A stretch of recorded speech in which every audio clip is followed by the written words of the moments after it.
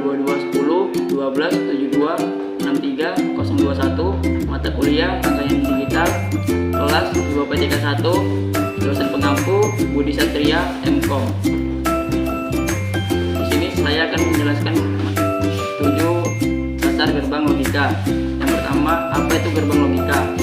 Gerbang logika atau logic gates adalah proses pengolahan input bilangan biner dengan teori matematika Boland.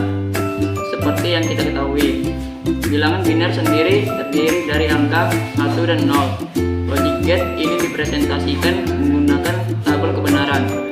Jika memiliki nilai benar atau true akan ditunjukkan dengan angka 1.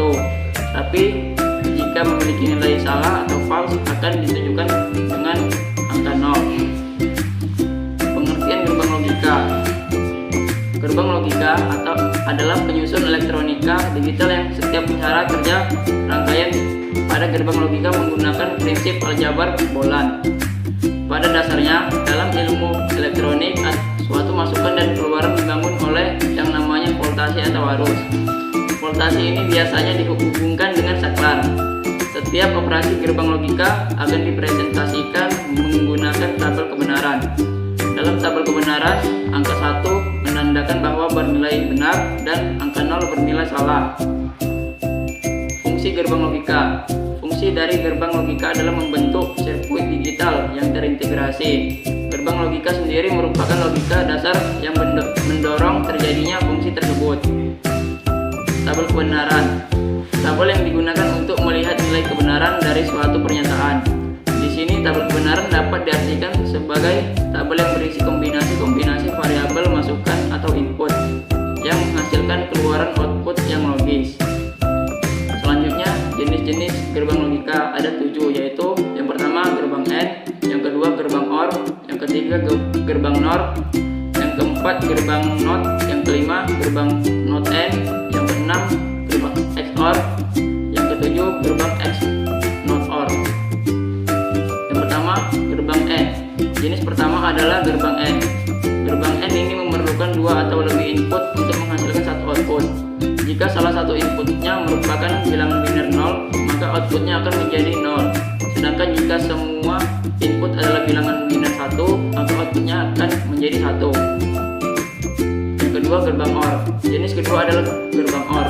Sama seperti gerbang sebelumnya, gerbang ini juga memerlukan 2 input untuk menghasilkan satu output. Gerbang OR ini akan menghasilkan output 1 jika semua atau salah satu input merupakan bilangan biner 1. Sedangkan output akan menghasilkan 0 jika semua inputnya adalah bilangan biner 0. Yang ketiga, gerbang NOT.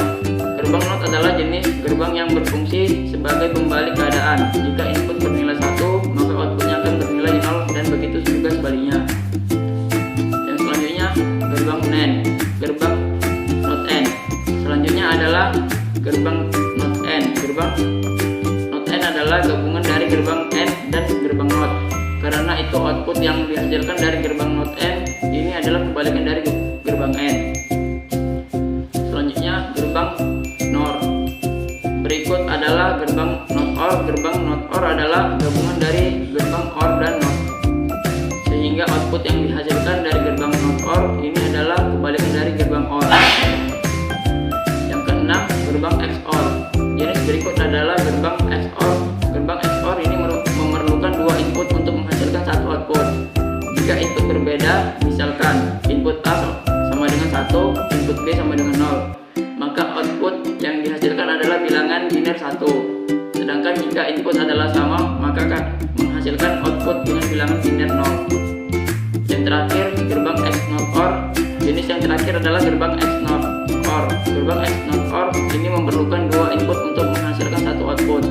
Jika input berbeda, misalkan input A sama dengan 1, input B sama dengan 0, maka output yang dihasilkan adalah bilangan biner 1. Sedangkan jika input adalah sama, maka akan